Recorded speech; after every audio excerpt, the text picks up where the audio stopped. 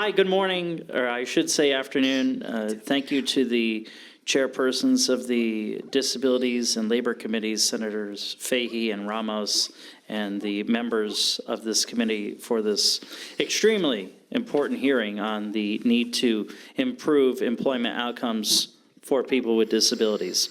I'm Blaise Bryant, the communications specialist with the New York Association on Independent Living.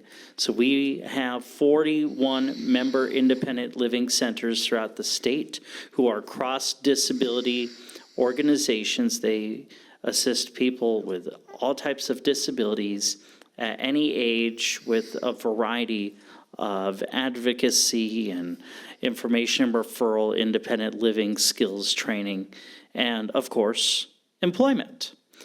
So to that end, there are a few priorities that I want to touch on that truly would make employment, or make New York an employment first state, because saying that we are is one thing, but actually putting it into practice is an entirely different animal to work with.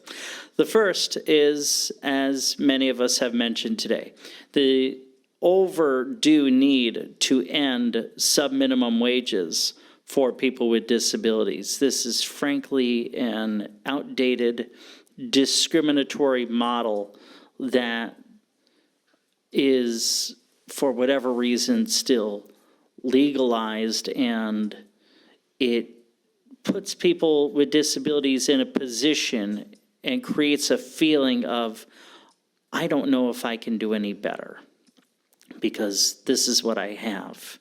And I've been told this is what I should be grateful for. That's not the message we should be sending.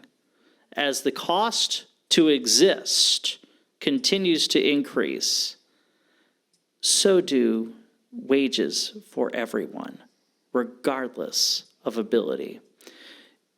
This is something that has been around since 1938. Section 14C of the Federal Labor Standards Act was signed then by President FDR during the Great Depression, and here we are 88 years later, and New York still has not ended this discriminatory practice. Doing so, we would join 16 other states in doing so.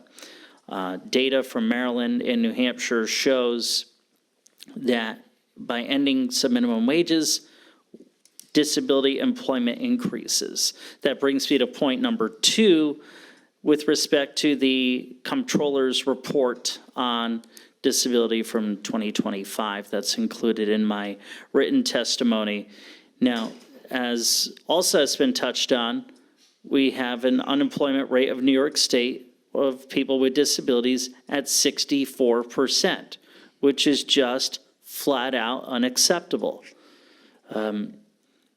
It is also a reality that people without disabilities have twice as many opportunities to jobs than those with disabilities.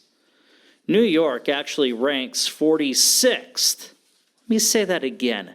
New York ranks 46th in employment statistics for people with disabilities in this country. So the reality is we can't really fall too much further down. We can only really embrace our state motto of Excelsior and move ever upward.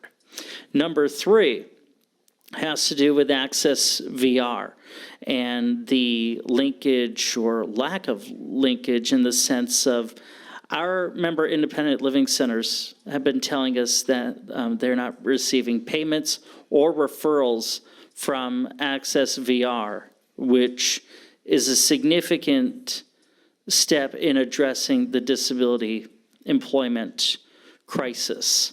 They're not being paid on time. There's no upfront funding, and we definitely need to address that. Point number 4 is relating to the state's sovereign immunity under the Americans with Disabilities Act. There's the Garrett Supreme Court decision from 2001.